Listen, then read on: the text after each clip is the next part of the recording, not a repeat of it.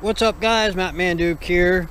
I'm actually at the Morris River at Garden, which is a place I commonly hang out nowadays because I can have a fire here at night. I can go swimming. If I meet up with some people, sometimes I can go kayaking. Depends on, the water level and how I'm feeling. But, it's a cool place for me to hang out. But what I actually have for you today is an after unboxing. Today's after unboxing is the Ryobi 18-volt chainsaw.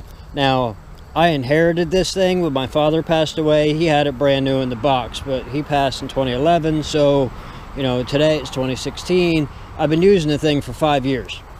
I use it majorly for camping, but I have used it to clean out runs. Not actually this run, but I went on a similar run around here that I cleaned it out a little bit for kayaking. I used it in the Property Preservation All-Stars for a lot of like trimming and small stuff. It is phenomenal for doing like small trimming and stuff because it cuts. It does what it needs to. It's not overly heavy. You don't have to worry about carrying around gas and stuff. It uses the 18-volt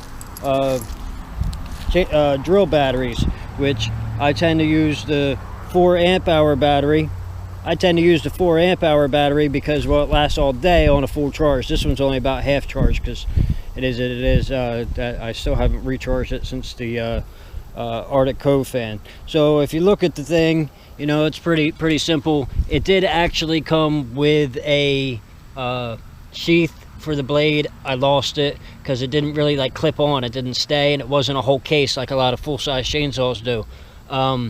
But it's pretty simple. It's a 10-inch bar. I haven't ever replaced the blade, and like I said, I've been using it for 5 years, so it could probably stand to be replaced because it's getting a little saggy. But in the event that it hops off, because it does hop off sometimes, it's fairly easy to get off. It has this included Allen key. You just unscrew the thing and it's pretty simple. You can tell what you do with it. The only thing that I've really broken on it was the oil pump thing, because it had kind of like a primer thing.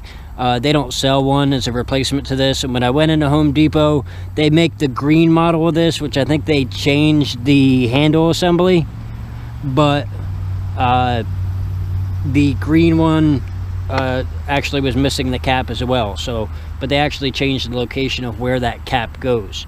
So what I want to do for you is I want to use it. I want to show you how it cuts, because it is excellent for camping situations where you need to like cut firewood, or and I'm just doing this one-handed. It's not actually ideal to do it one-handed, but I have to hold the camera.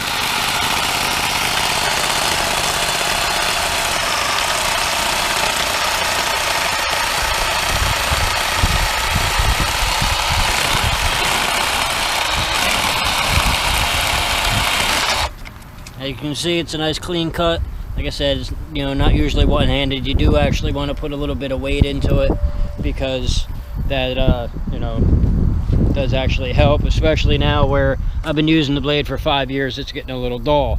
Now, as far as downsides to it, no, it's only a 10-inch bar. So if you want to do heavy-duty cutting, if I want to cut over there, I'd probably need to get a gas chainsaw. But as far as I'm concerned, for what it is, it's freaking awesome. It's better than any electric plug-in chainsaw that I've ever used. So if you're wondering what's it worth, you're better off spending $100 on this than $150 on one of those. They're always jumping the chain. They do have a little bit more power to them, but like I said, they're always jumping the chain because they move faster, and they don't actually I don't know, they're not as dependable for whatever reason. Only other downsides is that the handle is a little bit uncomfortable if you're leaning down with it. It just, like, the way your hand fits into it it's not always the most comfortable of things, especially for getting into small places. However, if we look at it and the other downside to it is it was made in China. But a lot of things are these days. I wish that would change, but that's not something that I can immediately deal with, especially that I didn't even purchase the thing. But I've always thought it was cool, and like I said, they do make the green model now. Now, what it's actually good for, like I said, if you got like small stuff to do around the house, or you're into camping, this thing is like, it beats the hell out of using an axe. I mean, if you're out in the woods with a hatchet, you know, granted, if you're going like hiking or doing something serious, you're not going to want to carry this thing around. But if you're trying to go for a weekend camping trip, this will save you a ton of time with firewood and actually cutting stuff down. It's also great for like small time yard work, trimming bushes, trimming small trees and stuff, some limbs and whatnot, anything that, you know, a 10-inch bar can handle. As for battery life, generally I go for the 4 amp hour, because cutting is a lot of wear and tear on a battery as far as the tool is concerned, even whether it be a circular saw or any of that, because it's long periods of constant use, as opposed to like a drill where you're only like really using it when you're drilling a screw in, which isn't constant use all day. However, on the 4 amp hour battery, generally I can cut not non-stop, but for about 8 hours, you know, as long as it takes me to cut down a piece of wood and throw it in a stack before I cut down another piece of wood. So 8 hours is pretty damn good with the 4 amp hour. The 1.5 amp hours last about 3 to 4 hours, which isn't terrible either. In fact, that's actually really good for what it is. So if you're interested in getting one of these, you know, I hope this helped you out.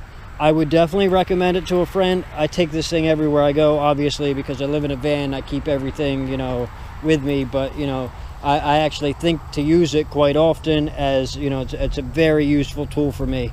You know, it does things that you can't do with a circular saw, and you can't do with a reciprocating saw, but it doesn't do everything that you can do with a circular saw or the reciprocating saw, but it cuts a straighter line than the reciprocating saw does, and it has a longer blade than the circular saw does. So, you know, it becomes a very useful tool for, you know, anything, you know, other things. Granted, you're not going to be cutting anything other than wood, but hopefully that's all you're trying to cut with it anyway.